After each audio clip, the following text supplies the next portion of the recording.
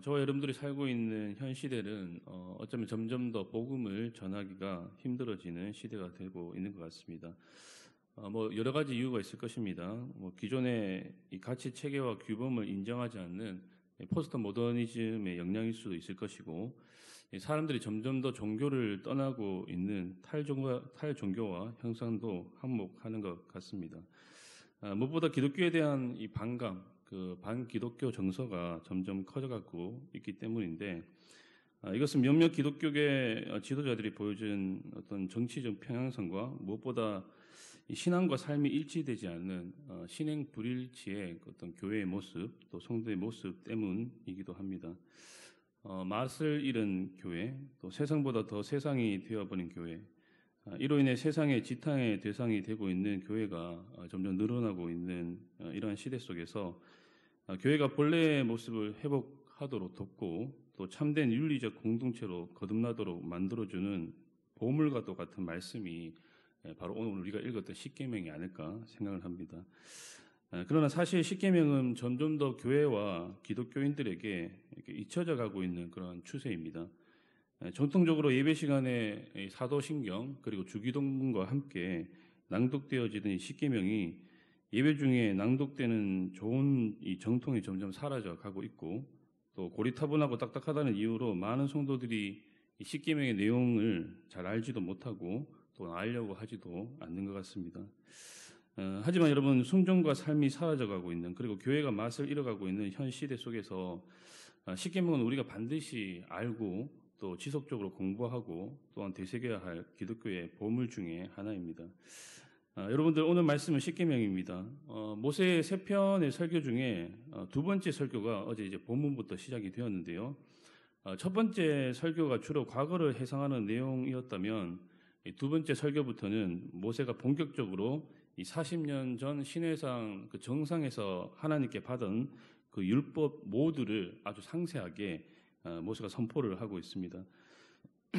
그리고 모세는 율법을 상세하게 다루기 전에 모든 율법의 대표이자 요약이자 그리고 핵심이라고 할 수 있는 이 십계명을 가장 먼저 선포합니다. 출애굽기 20장에도 보시면 이제 십계명이 나오는데, 신명기에 나오는 이 십계명과 다른 점은 신명기에 나오는 십계명이 이 출애굽기에 나오는 십계명보다 조금 더 부연 설명이 많다는 것입니다.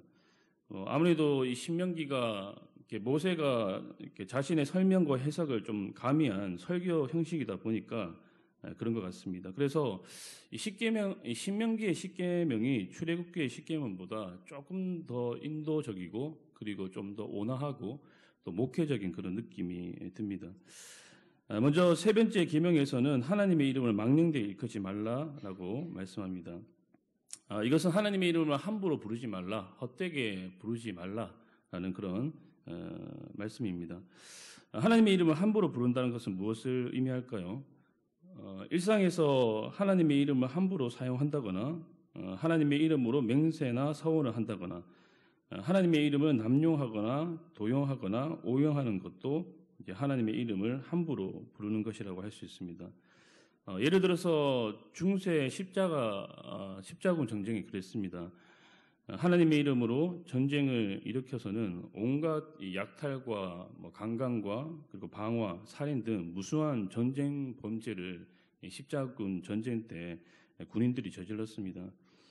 최근에도 러시아가 우크라이나를 침공할 때 그 징집을 위해서 러시아의 동방 정교회 주교가 이런 말을 했다고 하죠.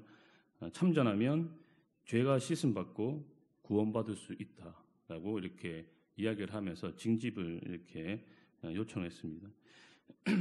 그야말로 중세 십자군 정전의 재현이라고 할 수 있습니다. 자, 이것은 하나님의 이름을 도용하고 오용한 3계명을 어기는 모습이라고 할 수 있습니다. 그런가 하면 3계명은 또한 우리 예배와 연결지어서 좀 생각해 볼 수가 있는 계명인데요.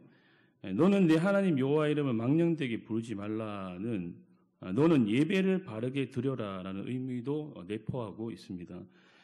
우리는 예배 시간에 하나님의 이름을 가장 많이 부르죠. 하나님의 이름을 가장 많이 부르는데, 예배 시간에 하나님께 집중하지 않고 딴 생각을 하거나 예배와 관련되지 않은 다른 행동들을 한다는 것은 이게 하나님의 이름을 헛되게 부르는, 함부로 부르는 것이 되고, 이 역시 상계명을 어기는 모습 중에 하나라는 것이죠. 하나님이 우리에게 그분의 이름을 가르쳐 주신 이유는 하나님의 이름을 찬양하고 그분의 이름으로 기도하고 또 예배하라고 주신 것입니다. 그러므로 우리는 하나님의 이름을 찬양과 기도와 예배의 목적이 아닌 다른 목적으로 사용해서는 안 되는 것이죠. 그런가 하면 우리의 삶의 예배도 마찬가지입니다. 우리의 삶이 그리스도인다운 모습이 아니라면 하나님의 이름을 훼손하는 일이 될지도 모릅니다.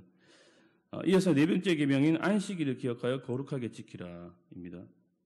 안식일은 기본적으로 창조 기념일인 동시에 구원 기념일이라고 할 수가 있습니다.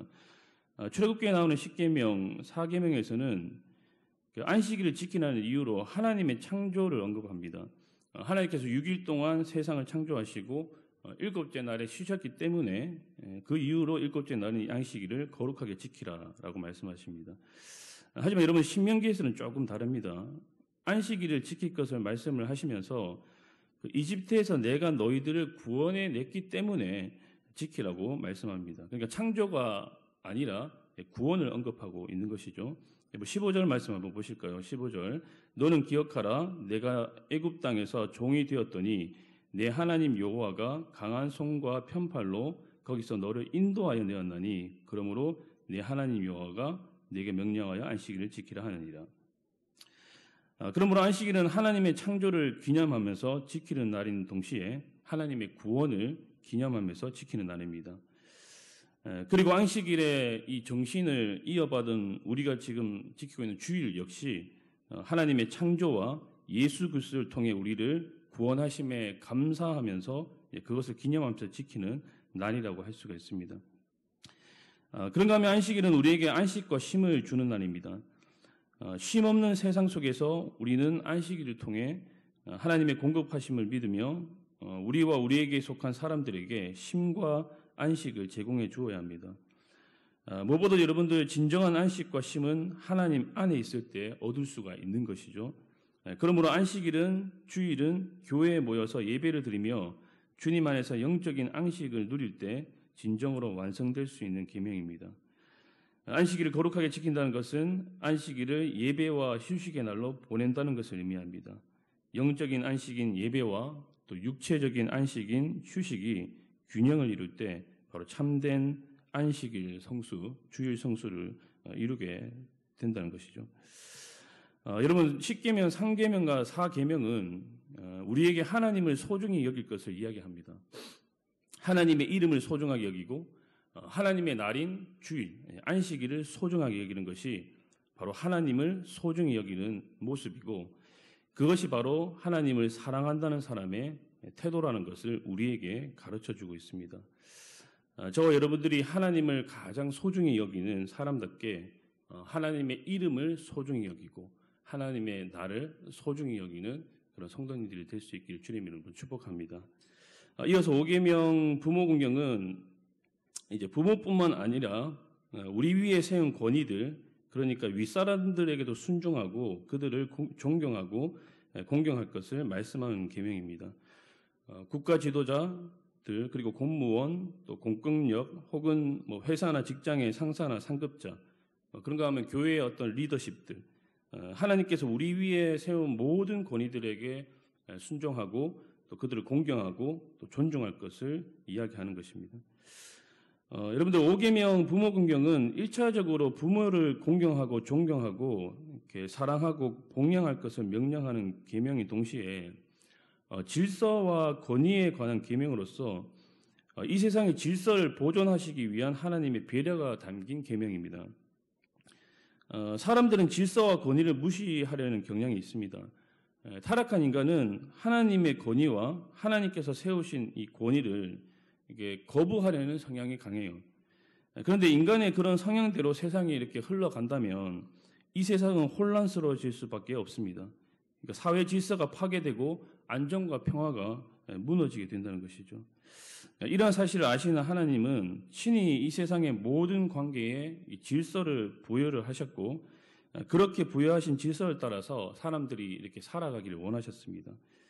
이것이 바로 이 5계명을 제정하신 목적인 것입니다. 그러니까 이 세상의 질서가 무너져서 엉망진창이 되지 않도록, 뒤죽박죽이 되지 않도록 하기 위해서 하나님께서 이 5계명을 우리에게 주셨다는 것이죠. 그러니까 하나님의 배려이고 하나님의 자비인 것입니다. 이어지는 6계명은 살인하지 말라는 사람의 생명을 소중히 여길 것과 또 생명 존중을 실천할 것을 요청하는 계명입니다.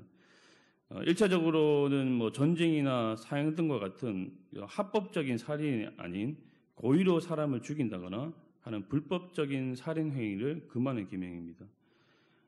사람은 존귀한 하나님의 형상을 따라 만들어진 존재이기 때문에 생명을 함부로 빼앗아서는 안 되고, 무엇보다 생명의 주인이 하나님이시기 때문에 인간 스스로가 생명을 주관할 수가 없죠.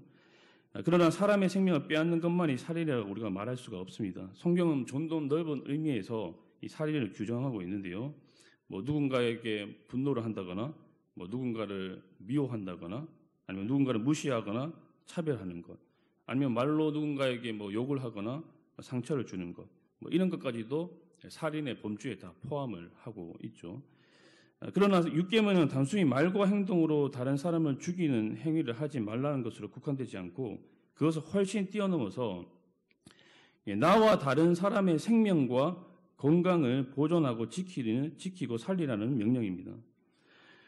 그러므로 우리는 죽이는 사람이 아니라 살리는 사람이 되어야 하는 것이죠. 저와 여러분들의 말과 행동을 통해서 주변 사람들의 육체와 마음과 영혼이 살아나는 그런 역사가 있었으면 좋겠습니다. 저와 여러분들이 사람을 살리는 사람들이 되었으면 좋겠습니다. 자, 이어서 7계명 간음하지 말라와 8계명 도둑질하지 말라는 우리에게 나눌 것과 나누지 말아야 할 것에 대해서 이야기하고 있습니다. 여러분, 우리가 나눌 것은 가난하고 어려운 이웃들을 위한 우리의 물질입니다.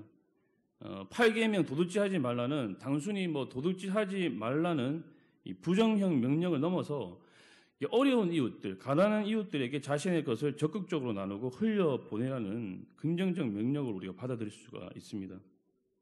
그래서 종교개혁자 칼빈은 이렇게 말했습니다. 하나님의 재산을 위탁받은 부유한 천지기가 가난한 이웃에게 물질을 순환시키지 않는 것은 도둑질이고 신성모독이다 라고 이렇게 이야기를 했습니다. 그러니까 나누지 않는 삶은 곧 도둑질하는 것이다라는 것이죠. 우리는 우리의 손으로 열심히 그리고 할 수만 있다면 정직하게 돈을 벌어서 그리고 그 번 돈으로 이 구제와 선한 일에 힘써야 한다는 것이죠. 그것이 바로 이 8계명이 우리에게 요구하는 것입니다. 그런가 하면 여러분들, 우리가 나누지 말아야 할 것이 있습니다. 그것은 바로 성관계이죠. 이것은 오직 부부 사이에서만 허용된 행위입니다. 7계명 간음하지 말라는 부부가 아닌 남녀의 성관계를 금지하는 계명입니다. 하나님께서 허락하신 그 부부 이외의 모든 성관계를 금하고 결혼의 가치와 그 결혼의 신성함을 지키라는 것이죠. 마지막으로 9계명과 10계명은 이웃의 명예와 이웃의 재산을 소중하게 여기고 지키라는 명령입니다. 9계명은 이웃에 대한 거짓 증거, 그러니까 거짓 소문, 중상모략, 험담을 통해 그 이웃의 명예를 훼손시키지 말라는 것입니다. 그리고 이 10계명은 마지막 이 10번째 계명은 이웃의 소유를 부러워하거나 시샘하지 말고 오히려 이웃의 재산과 소유를 보호하고 지켜주라는 그런 말씀입니다. 말씀을 정리하겠습니다. 오늘은 10계명, 3계명에서 10번째 계명까지 간단하게 우리가 살펴보았는데요. 10계명은 3000년도 더 된 고대의 율법이다. 그래서 어떤 사람들은 현대인에게 있어서 이 10계명이 무슨 의미가 있는가, 10계명은 무용지물이다라고 말하기도 합니다. 하지만 여러분들 그렇지 않죠? 10계명은 오늘날도 유용합니다. 지금도 우리의 삶 구석구석에 우리의 모든 영역에 적용할 수 있는, 그리고 적용되어지는 살아있는 하나님의 말씀입니다. 여러분, 10계명은 우리에게 다른 것이 아니라 바로 사랑하라고 외치고 있습니다. 하나님을 사랑하라, 이웃을 사랑하라. 10계명은 한마디로 사랑이라고 말할 수 있습니다. 여러분, 알버트 슈바이처는 이렇게 이야기했습니다. 기독교의 최대 이단은 가르침과 교리의 오류가 아니라 사랑하지 않는 것이다. 기독교의 최대 이단은 가르침과 교리의 오류가 아니라 사랑하지 않는 것이다라고 말했습니다. 사랑을 잃어가고 있는, 그리고 사랑이 식어가고 있는 세상 속에서 하나님의 사랑을 보여주고 하나님의 사랑을 드러내고 하나님의 사랑을 나타낼 수 있는 방법은 바로 다른 것이 아니라 우리가 사랑하라고 외치고 있는 이 십계명을 바로 이 십계명을 지키는 것이고 십계명대로 사는 모습이라고 할 수 있습니다. 사랑하는 여러분, 오늘도 사랑하면서 살아갑시다. 아멘이십니까? 예. 하나님을 소중히 여기고 하나님께 내게 붙여주신 내 주변에 있는 그 이웃들을 소중하게 여겼으면 좋겠습니다. 또한 우리의 자녀들도 이 십계명의 말씀과 정신으로 살아갈 수 있도록 우리가 기도했으면 좋겠습니다. 그래서 우리와 우리의 자녀들이 사는 그곳에 일상을 살아가는 삶의 구석구석에 이 십계명을 통해서 십계명을 지키는 모습을 통해서 하나님의 통치와 다스림이 임하고 이를 통해 하나님의 살아가심과 위대하심이 드러내고 또 하나님께서 높임받는 그런 역사가 있기를 주님의 이름으로 간절히 축복합니다. 우리 같이 말씀을 생각하면서 기도했으면 좋겠습니다.